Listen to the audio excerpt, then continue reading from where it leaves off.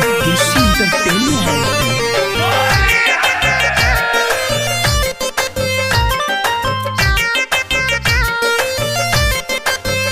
छोड़ा होलिया में ऐसे ना कर तू मजा, यही करे में चल गल तू मियां रजा।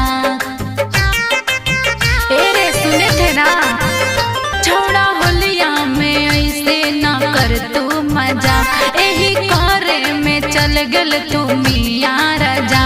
छौड़ी छोड़ तू मजाक दोनों गाल रंग दे। अच्छा। छौड़ी छोड़ तू मजाक दोनों गाल रंग दे। हाँ। अपन ढोलिया के निचवा में खाल रंग दे।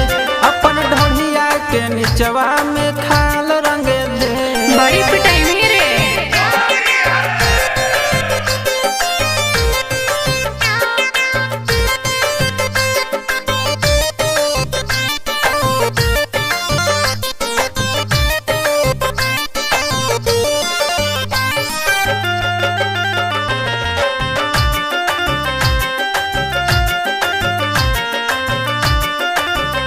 कच करबे तू हमरा से बात रे, रंग डाले के नए हो औकात रे।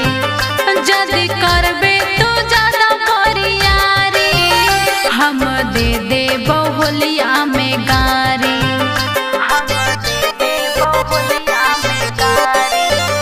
कथी करबे तू हमरा से बात रे, रंग डाले के नए हो औकात रे।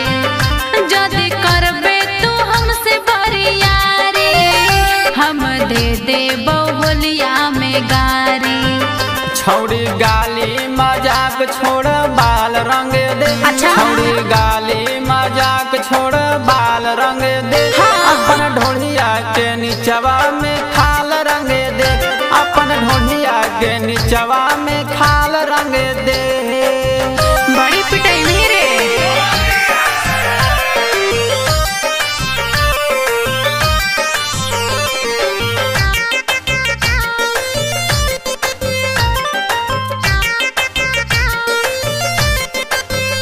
सुन छोटू पंचम राजधानी, काहे करी थे ऐसे मन मानी।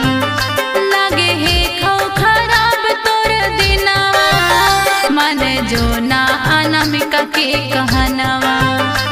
रे सुनना न मानवी। सुन छोटू पंचम राजधानी, काहे करी थे ऐसे मन मानी। लगे हे खौ खराब तोर दिनवा, मन जो ना अनामिका के कहनवा।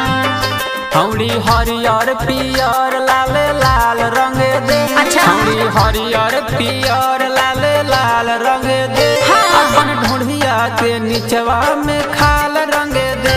अपन ढोलिया के निचवा में खाल रंग दे। छोड़ा होलिया में ऐसे ना कर तू मजा, यही करे में चल गल तू मियां रजा। छौड़ी छोड़ तू मजाक दोनों गाल रंग दे।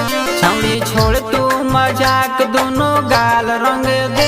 अपन ढोलिया के निचवा में खा